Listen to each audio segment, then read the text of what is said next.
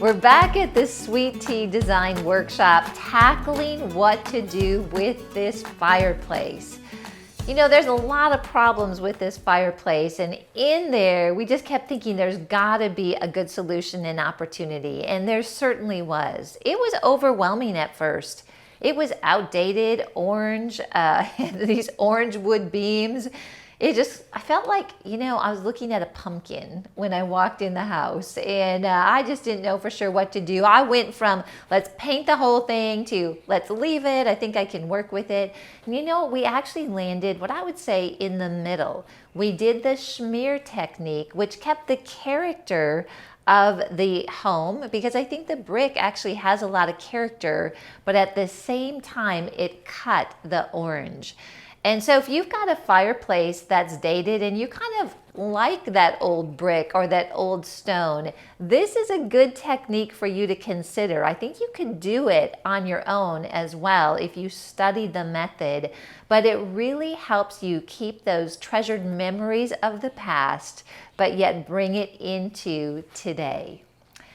I also had to decide, what am I going to do about the flooring with this fireplace? A lot of the properties are going very cool gray. And that's definitely in, and redoing homes, you're probably looking at gray. It's absolutely beautiful.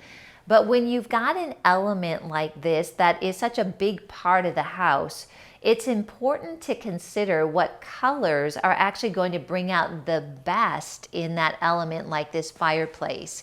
And I had multiple samples. They were laying all over the house. And what I decided to go with was Memphis Oak Light, which is a laminate that I got from Home Depot. The reason I chose this is it did have some elements of gray. After all, we were using the repose gray on the walls, but it also had some of the browns and tans in there, which really helped to blend the gray with the orange brick.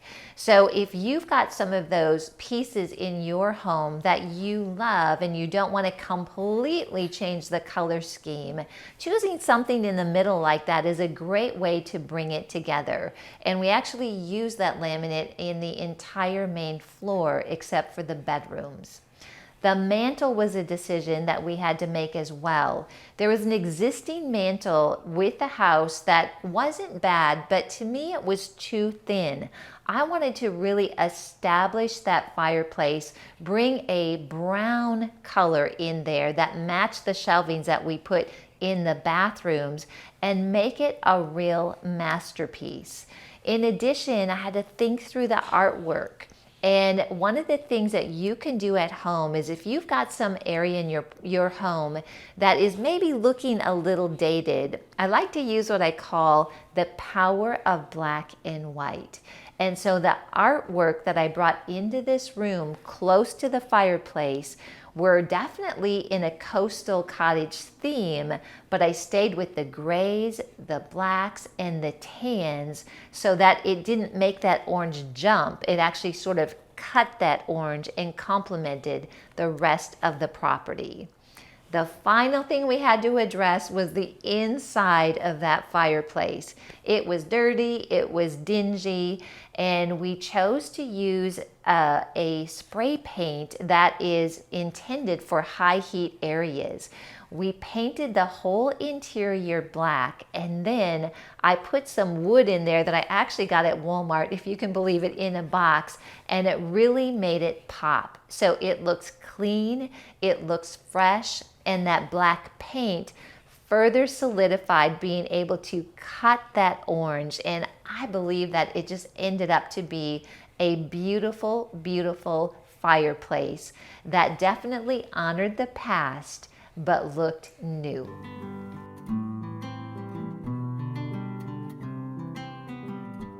There are times where our home may be a place that people that maybe strangers or people that we don't know very well are coming over to our home, or we feel led to invite them into our home. And hospitality is a big part of showing people the love of God. And I love fireplaces. I don't know about you, but if there's a place that I want to cozy up to really feel, I don't know, relaxed, maybe even feel loved, it is a fireplace.